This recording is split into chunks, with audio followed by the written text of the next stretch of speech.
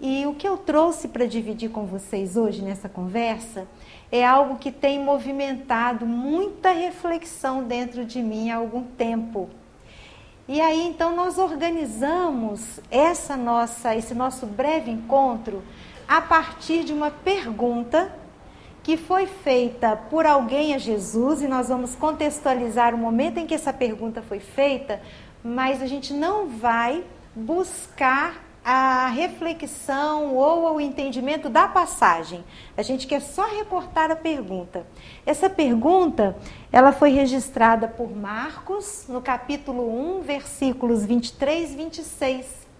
E é o episódio em que Jesus estava com seus discípulos no templo em Jerusalém. E ali ele é envolvido por uma série de pessoas que vinham trazendo também as suas questões, as suas dúvidas. E no meio daquelas pessoas que procuravam Jesus, havia um homem obsidiado. E esse homem, então, avistando a figura do mestre e sentindo toda a autoridade moral que Jesus trazia, vai fazer uma pergunta, que é essa que nós registramos aqui. Reparem que essa pergunta ela foi feita na primeira pessoa do plural. Ele volta-se para Jesus e diz assim: que temos nós contigo, Jesus de Nazaré? Ou o que temos contigo, Jesus Nazareno? Por que ele coloca essa pergunta no plural? Porque ele não fazia essa questão sozinho.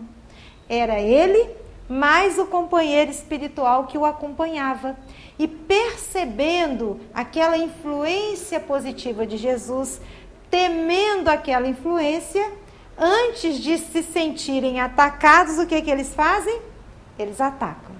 E aí oferecem essa pergunta que a gente quer pensar nela, a respeito dela. Então, nosso objetivo hoje, é claro que são várias as possibilidades de resposta, mas é pensarmos nas respostas possíveis, e de preferência a gente quer fechar em uma, para a gente oferecer a Jesus. Então, nossa meta é pensar na pergunta e na resposta para essa pergunta. Deu para entender? Fez sentido o que a gente quer? Então, para a gente poder buscar ajuda aí no entendimento da questão e na construção de uma resposta, a gente quer dividir com vocês um trecho de um poema do poeta sergipano, poeta espírita, já desencarnado, desencarnou em 1992, José Soares Cardoso.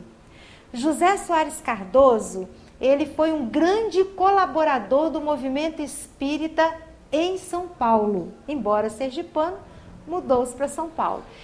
E o que chamava a atenção e que chama a atenção nos textos de José Soares Cardoso é a simplicidade com que ele trata das passagens de Jesus.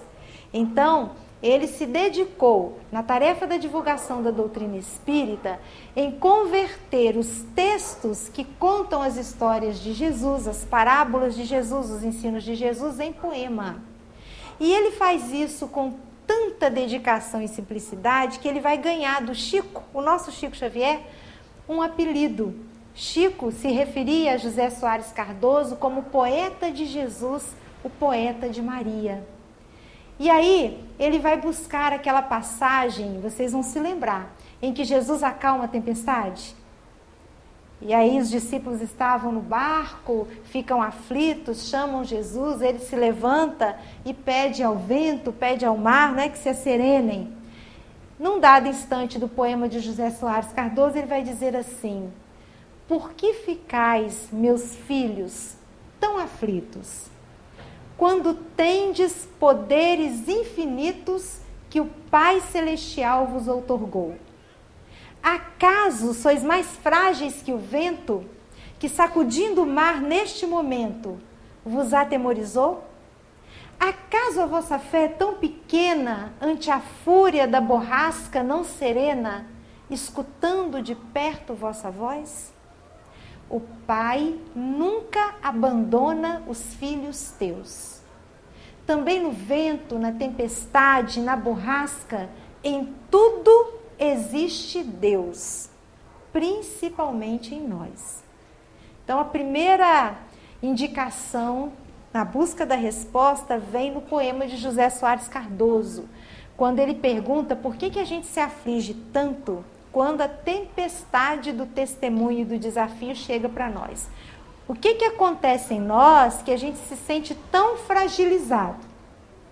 Nessa mesma linha de raciocínio de José Soares Cardoso, em que ele trata da dificuldade, né, como esse movimento de crescimento espiritual, vem Emmanuel, numa página que está no capítulo 6 do livro Ceifa de Luz, em que Emmanuel vai dizer assim: seja qual for a dificuldade em que te vejas, abstente de carregar o fardo pesado das aflições. A gente vai parar aqui porque a gente destacou só um trechinho da página, tá?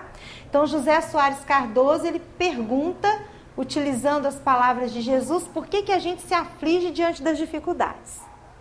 Vem Emmanuel, na mesma linha de raciocínio de José Soares Cardoso, tratar também da questão da dificuldade, só que o benfeitor espiritual ele coloca: seja qual for a dificuldade em que te vejas, abstente de carregar o fardo pesado das aflições. Sabe, pessoal, o que me chama a atenção nesse trechinho aqui? Repara o seguinte, Emmanuel diz: abstente de carregar o fardo pesado. O que a palavra fardo ela já traz para nós em termos de significado? Fardo é uma coisa que já é difícil, pesada, não é isso? Então é para a gente ficar assim ensimesmado, para poder pensar em qual a razão Emmanuel teve, já que a palavra fardo por si só trabalha nesse contexto de algo desafiador, difícil, pesado, por que ele ainda somou à palavra fardo aquele determinante pesado? Então ele vai dizer: abstente, abre mão de carregar o fardo, que já é difícil, e aí ele ainda coloca mais dificuldade ainda, fardo pesado. Por que ele intensificou isso? Por que ele aumentou essa carga semântica da palavra fardo? Tem uma razão, eu é que desconfio, tá? Quando eu li isso daqui, eu me lembrei de Paulo, na segunda carta que ele escreve aos Coríntios, em que ele faz uma separação, gente, que eu achei assim, sensacional. Vocês conhecem essa fala de Paulo com certeza, para a gente poder entender o fardo pesado de Emmanuel aqui. Paulo vai dizer assim, olha, veja se vocês se lembram. Em tudo somos atribulados, mas não angustiados. Perplexos, mas não desanimados. Perseguidos, mas não desamparados. Abatidos, mas não destruídos. Olha o raciocínio de Paulo aqui. Paulo vai dizer que caminhar por aqui, sem dúvida nenhuma, vai trazer para nós estado de atribulação. Caminhar atribulado, diz Paulo de Tarso, ok, não dá para escapar da tribulação. Ela faz parte da nossa caminhada aqui na Terra. O que é que Paulo diz que a gente precisa cuidar para não estacionar nesse estado emocional? Ele diz que a gente pode caminhar atribulado, mas não angustiado. Aí a pergunta é, gente, o que é angústia? O que é angústia? A gente consegue definir essa palavra? Vou dividir uma coisa com vocês. Eu fiz essa pergunta num outro contexto e eu achei muito interessante que quase sempre quando a gente pede uma definição de angústia, involuntariamente algumas pessoas levam a mão ao peito, apertam assim, ó. Angústia não consegue decodificar numa palavra, mas esse gesto aqui define bem. Angústia é um aperto no peito, um abafamento, uma espécie de agonia emocional. Paulo diz que a gente vai sentir angústia sim, mas a gente não pode estacionar no estado de angústia. Ele diz que a gente não vai escapar da perplexidade, faz parte. E é bom que a gente fique perplexo, porque significa que nós não estamos caminhando na indiferença, né? Mas que a perplexidade não nos faça demorar no estado de desânimo, porque ali mora o perigo. Caminhar na sensação de que estamos sendo perseguidos, é muito interessante essa fala de Paulo, é normal. Porque quando ele diz, em tudo somos perseguidos, não é simplesmente a perseguição externa, não. Mas quem conhece aí a trajetória de Paulo vai saber que ele se refere principalmente a perseguição que nós realizamos conosco mesmo. A perseguição interna. É normal a gente perseguir a gente ser perseguido pelos fatores externos, mas a sensação de desamparo não podemos carregar. Lembram de José Soares Cardoso, quando ele disse que em tudo existe Deus? Então nós não estamos desamparados. E ele arremata. O abatimento a gente vai sentir. Não tem hora que dá vontade de sentar na beira do caminho e deixar a vida embora? Né? Deixar as coisas acontecerem? Normal. Paulo diz que o abatimento faz parte. Mas a sensação de que nós estamos destruídos, jamais. O que a gente percebe aqui? Fardo é aquela primeira coluna. É a coluna que está à minha direita. Fardo pesado é a coluna que está à minha esquerda. Deu para entender o raciocínio de Emmanuel? O fardo, ele já é desafiador. Mas ele se torna mais pesado ainda quando a gente se demora nessa segunda coluna que Paulo de Tarso diz que a gente vai vivenciar, mas a gente não pode estacionar. Fez sentido isso, gente? Então vamos seguir, né?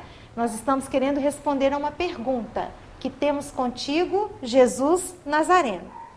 Então a gente continua com o benfeitor espiritual. Ele vai dizer assim: escuta os pensamentos que te nascem do próprio ser e reconhecerás que a solução da vida surgirá de ti mesmo. É assim que ele arremata esse capítulo 6.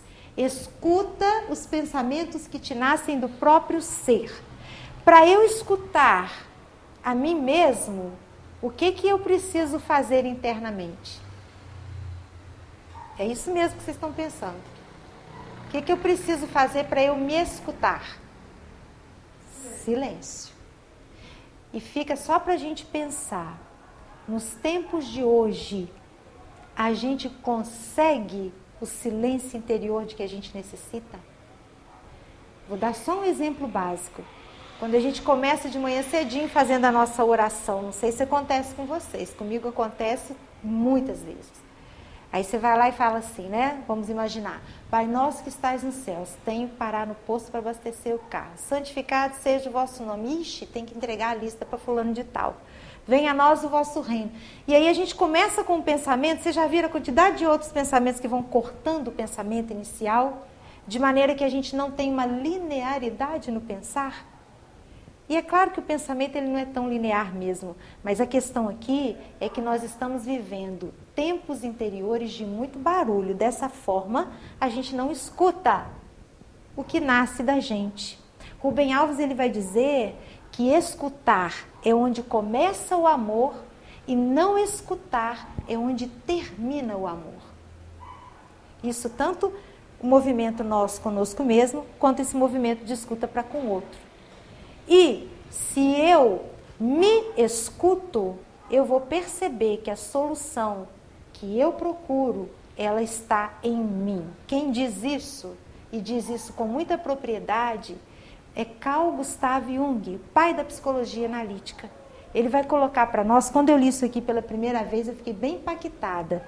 Ele vai dizer assim, olha, que eu faça um mendigo sentar-se à minha mesa, que eu perdoe aquele que me ofende, me esforce por amar, inclusive o meu inimigo, em nome de Cristo, tudo isto naturalmente não deixa de ser uma grande virtude. O que eu faço ao menor dos meus irmãos é ao próprio Cristo que faço. Agora vem o problema, aquele mas ali, do mais em diante é encrenca para nós, porque ele vai colocar assim, mas o que acontecerá se descubro, porventura, que o menor, o mais miserável de todos, o mais pobre dos mendigos, o mais insolente dos meus caluniadores, o meu inimigo, reside dentro de mim, sou eu mesmo e precisa da esmola da minha bondade, e que eu mesmo sou o inimigo que é necessário amar. Emmanuel diz que a solução da vida nascerá de quem? De nós. Então o nosso primeiro movimento aí de amor, ele deve ser para conosco mesmo. Vamos só somar aqui o que a gente disse até agora? Então, por que a gente se sente fragilizado? Foi a pergunta lá de José Soares Cardoso. Emmanuel vem o tempo todo reportando aqui, né, junto com Paulo de Tarso, junto com Rubem Alves, junto com Jung, essa necessidade de a gente olhar para a gente mesmo Então, para que a gente possa responder à pergunta de Jesus, qual é o movimento que a gente tem que fazer? É um movimento para fora ou é um movimento para dentro? Uma pergunta retórica, né? É um movimento para dentro. Nós estamos agora, hoje é dia 7 de agosto, né? 7 de agosto de 2024, nós estamos agora, mais do que em qualquer outro momento da nossa existência atual, todos nós sendo convocados para esse movimento que a gente tem banalizado demais, que é o movimento para dentro. Se vocês repararem, o tempo todo a vida nos convida para fora, para performar, não é assim? Para fora, para poder distrair, mas não encarar o que a gente tem aqui dentro para a gente organizar. Vou pedir licença a vocês, porque eu já trouxe esse slide aqui, mas ele é importante para a gente fazer a ligação que nós queremos com esse percurso que nós estamos construindo. Para que a gente entenda como é que a gente deve fazer esse movimento para dentro, nós vamos recordar aqui alguns conceitos básicos da psicologia clássica. Isso aqui é meramente didática, tá, gente? Não dá pra gente dividir tudo certinho do jeito que a gente vai fazer aqui, não. Mas a gente quer resgatar aqui algumas áreas do nosso equipamento psíquico. Então, a psicologia clássica traz para nós que essa nossa área mental, psíquica, ela se divide em consciente, e aí vamos ver o que é o consciente em linhas gerais. Consciente é aquela área responsável por guardar informações de que nós temos consciência agora. Então, a gente tem consciência de que são 8 horas e 30 minutos, de que nós estamos no Centro Espírita Dom Pedro, que fica a rua dos Inconfidentes, número, e que nós estamos numa reunião pública. Essas são as informações que nós temos, de que nós temos ciência nesse momento. Nem tudo o que a gente sabe, obviamente, está no consciente. Porque o consciente ele não consegue armazenar tanta informação. Uma informação no consciente, ela dura cerca de 5 a 7 segundos. Porque ela precisa ser substituída por outra informação que é solicitada a nós. E essas outras informações, elas estão no chamado pré-consciente. O pré-consciente é um arquivo onde nós vamos depositando todos os conhecimentos construídos nesta atual existência.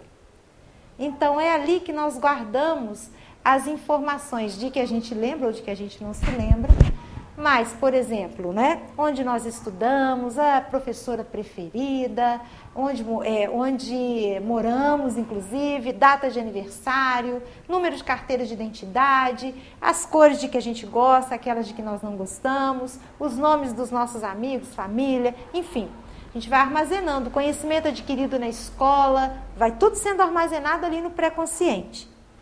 De maneira que a relação entre o consciente e o pré-consciente ela é muito dinâmica, muito dinâmica. Só para a gente experimentar, para a gente ver como é que é essa troca, não precisam responder, só mentalmente. Vou fazer uma série de perguntas, vocês vão buscando respostas para elas, tá? Então vamos lá. Qual a capital de Minas Gerais? Quais as cores da bandeira do Brasil? O nome completo da sua mãe? A sua comida preferida? Onde você passou o último Natal? Qual a data do seu aniversário? Eu poderia fazer infinitas questões aqui, né? Qual foi, por exemplo, a segunda pergunta que eu fiz? Também não me lembro qual foi, tá? Nem precisa se preocupar em procurar. Mas repare que quando eu perguntei qual a capital de Minas Gerais, qual que é a capital de Minas? Belo Horizonte. Na sequência, eu acho que eu fiz essa pergunta. Quais as cores da bandeira do Brasil? Quando eu perguntei quais as cores da bandeira do Brasil, aquela respostinha Belo Horizonte, você mandou para o pré-consciente. E jogou no consciente as cores da bandeira do Brasil. Quando eu fiz uma terceira pergunta, da qual não me lembro, talvez tenha sido, por exemplo, alguém lembra? Eu não lembro. Mas o nome completo da sua mãe, talvez? O que você teve que fazer? Aquelas cores da bandeira do Brasil você devolveu para o pré-consciente. E abriu lá no pré-consciente o nome completo da sua mãe e jogou no consciente. Deu para entender como é que é essa relação? Então há essa troca o tempo todo entre consciente e pré-consciente. O consciente não armazena tudo, senão a máquina para, né? E o mais interessante disso tudo, pessoal, é que consciente e pré-consciente juntos formam 5% de todo o conhecimento que a gente tem. 5%. Faltam 95%, que estão aqui, no inconsciente. Uma área muito difícil de a gente acessar. O inconsciente é o estranho que habita em mim. Olha a palavra que eu usei. Estranho. Eu não falei intruso, porque o inconsciente me compõe. O inconsciente é aquele quartinho onde a gente vai jogando todas as coisas de que a gente não quer se lembrar, todas as emoções que não queremos sentir, tudo aquilo que a gente quer esconder da gente, quer esconder do outro, vai para o inconsciente. Ele é o único capaz de responder aquelas perguntas básicas que a gente se faz de vez em quando. Por que é que eu me saboto tanto? Por que é que eu começo algo e eu não termino?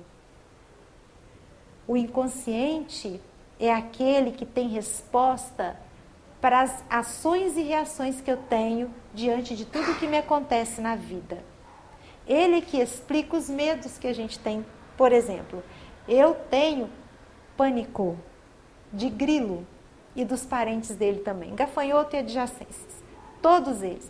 Eu não tenho simpatia nenhuma pelo grilo e ele retribui a antipatia.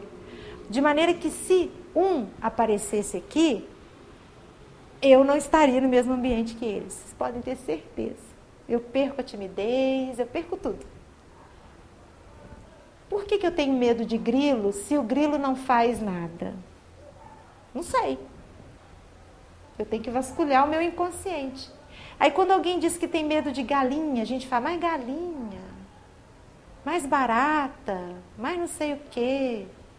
Tudo tem uma explicação.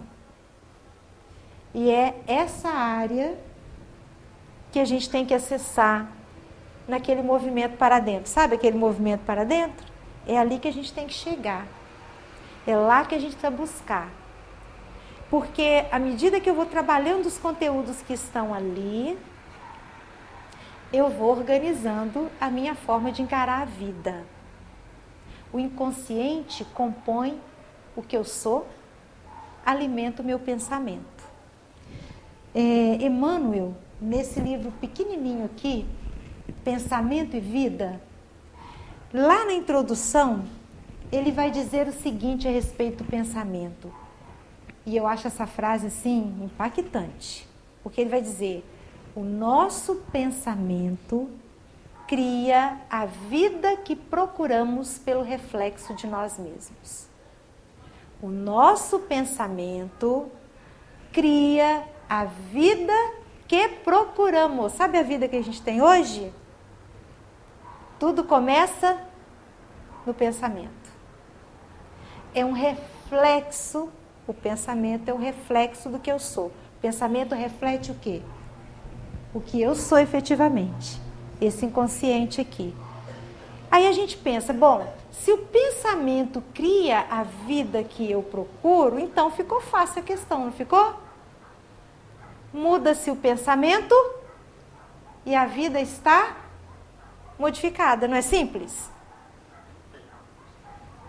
O pessoal não está concordando não, viu, Renan? Tecnicamente sim, teoricamente é simples. Muda-se o pensamento, muda-se a vida. Resolvida a questão. Mas não é nada simples. E por que não é simples mudar o pensamento? Nós vamos raciocinar aqui rapidamente. Nós temos, gente, uma visão muito reducionista, muito simplista do que seja o processo de transformação interior. A gente acha o seguinte, que se a gente estuda muito, a gente vai conseguir promover a mudança que a gente necessita. Ó, vou abrir parênteses, senão o Renato nunca mais, né, fala comigo. Nós não estamos dizendo que a gente não precisa estudar. Estudar é fundamental. Mas vocês vão entender meu raciocínio aqui, tá? Vejamos. Vamos imaginar que eu reconheço em mim que eu sou uma pessoa extremamente egoísta. Aí o que eu penso? Bom, eu li o texto em que se fala que a gente não pode ser egoísta, então eu preciso ser caridoso, caridosa. Daí eu digo assim, vou fazer caridade, das mais diversas formas. Eu vou fazer a caridade material, eu vou ouvir o outro, eu vou abraçar, vou dar uma palavra de consolo, vou acolher, pronto. Aí eu crio uma persona de alguém que é caridoso. Persona, eu preciso dela. É o filtro, porque eu não posso dizer tudo que eu penso nem fazer tudo que eu quero. Então a persona ela vem para a gente poder estabelecer um nível de convivência. O problema é que eu criei uma persona de alguém que é caridoso, caridosa. Eu acredito que eu sou caridosa, caridoso. E o outro também acredita que eu sou caridosa, e aí pronto, eu acho que eu mudei. Eu falo, puxa, como é que eu tô ficando boa, né? Tô me transformando, porque eu era egoísta e agora eu faço caridade. Eu escuto, eu acolho, eu ajudo. Mudei. Eu me identifico como uma pessoa vaidosa. Daí eu começo a me vestir com simplicidade, a falar de uma maneira branda. As pessoas compram a persona de simplicidade e de humildade que eu estou oferecendo, e o pior, eu compro também, e eu acho que eu mudei. Mas mudar não é só girar um botão. A doutrina espírita e o Evangelho de Jesus dizem que mudança, transformação é projeto para várias existências. Vou dizer por quê. Eu posso ler 30 textos sobre perdão. Assistir a um sem número de palestras sobre esse tema. Debatê-lo num grupo de estudos. Mas isso não me dá garantias de que se eu sofrer uma crítica, de que se eu for traída, eu vou perdoar. Concorda? Eu posso passar 100 horas... 200, 300 horas estudando a respeito de Deus. Mas isso não me dá garantias de que no momento em que eu estiver vivenciando um testemunho daqueles bem intensos, que eu vou virar-me para Deus e vou dizer assim, eu entrego, eu confio, eu vou. Concordam? Porque o conhecimento é importante, mas ele traz discernimento. Ele não promove transformação íntima. Olha o que eu estou falando aqui, hein? Olha a encrenca que eu estou arrumando para mim aqui. Eu não vou ficar nessa encrenca sozinha, não. Eu vou pedir ajuda. A gente vai buscar aqui, em O Livro dos Espíritos, na questão 793, há uma pergunta, só para vocês entenderem por que o conhecimento ele traz discernimento, mas não promove transformação. Kardec vai perguntar aos espíritos assim, por que sinais se pode reconhecer uma civilização completa? Deu para entender a pergunta? Os espíritos vão dar uma resposta maravilhosa. A gente resumiu aqui a resposta.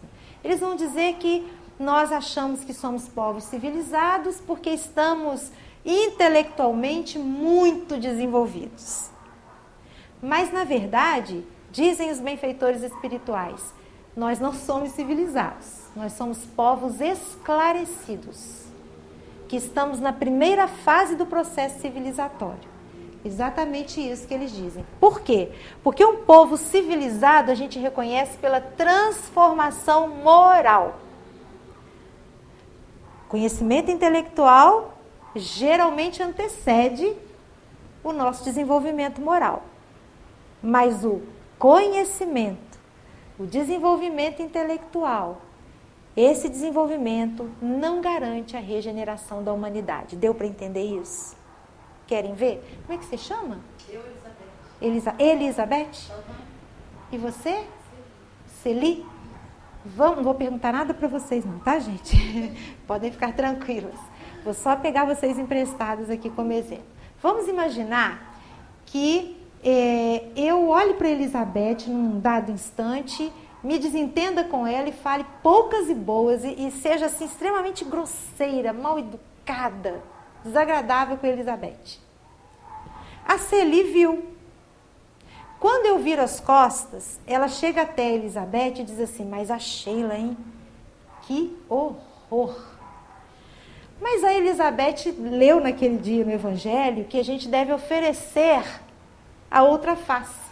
Então ela vira-se para Celi e diz assim, a Sheila é minha irmã, eu devo perdoar. Jesus ensinou que a gente tem que oferecer a outra face. Aí a Celi fala assim, Elizabeth, hein? Elizabeth está evoluindo. Mas, na verdade, o que a Celi não sabe é que Elizabeth está doida para eu estabacar na escada. Ela está doida para acontecer alguma coisa comigo, mesmo que ela conscientemente não admita. Porque tão logo ela receba uma notícia, por exemplo, de que algo desagradável aconteceu comigo, talvez a Elizabeth diga assim, Deus é bom o tempo todo. Ainda coloca Deus no meio como vingador, né? É a lei de ação e reação. Precisei fazer nada. Mas ela fez muita coisa, né? Porque ela mandou pensamento para mim. E em contrapartida, aquilo tudo que eu disse para ela gerou uma energia de mágoa. Que ela não trabalhou. Para onde foi essa energia de mágoa? Para dentro. Aí ela vai ter uma enxaqueca, uma síndrome das pernas inquietas, uma insônia, uma hérnia de hiato. Precisa falar mais, gente? Bruxismo. Porque aquela energia negativa, ela está acumulada em nós, gente. Mas ela disse que a gente deve oferecer outra parte, por quê? Porque ela estudou. O conhecimento deu a polidez da resposta. Mas ele não poliu a emoção negativa, a energia negativa que está acumulada aqui dentro. Faz o que então agora com essa energia, né? Faz o que? O desenvolvimento intelectual é impotente para regenerar a humanidade.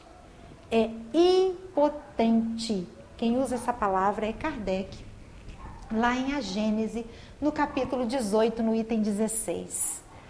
Ele diz assim, o progresso intelectual realizado até o presente, nas mais largas proporções, constitui um grande passo e marca uma primeira fase do avanço geral da humanidade. Impotente, porém, ele é para regenerá-la. Kardec disse que a gente não precisa estudar? Não, precisa sim, porque o discernimento vem daí. Mas ele diz que basta estudar? Não. Não basta apenas progresso intelectual. Aí eu volto à pergunta, faz o que daí? Questão famosa, 919 de O Livro dos Espíritos. Kardec pergunta, qual o meio mais prático e eficaz de resistir à tentação e vencer nessa vida? Qual que é a resposta famosa? Conhece-te a ti mesmo. É um movimento para dentro, que nós estamos banalizando. Quando alguém escuta essa expressão conhece-te a ti mesmo, pensa assim, lá vem autoajuda. E não tem nada a ver com autoajuda. É muito mais complexo. Muito mais complexo. A gente já está fechando aqui, tá, pessoal? Clarice Lispector, ela tem um texto espetacular, cujo título é Se Eu Fosse Eu. Olha só esse título, gente. Se eu fosse eu. Se ela coloca no texto esse nome, se eu fosse eu, o que a gente deduz? Que ela não é ela. E é bem interessante, vou pedir licença a vocês, para ler só o primeiro parágrafo.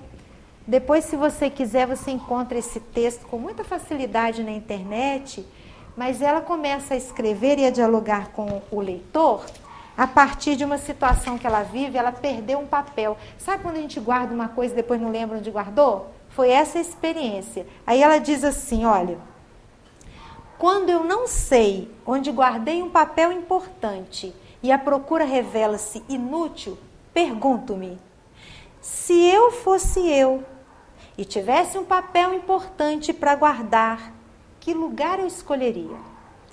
Às vezes dá certo, mas muitas vezes fico tão pressionada pela frase se eu fosse eu, que a procura do papel se torna secundária e começo a pensar, diria melhor sentir, e não me sinto bem. Aí ela se volta para o leitor e diz assim, experimente. Se você fosse você, não precisa responder não, tá? O que você faria? É a Clarice que está perguntando. Como você seria? Ela diz que seria presa.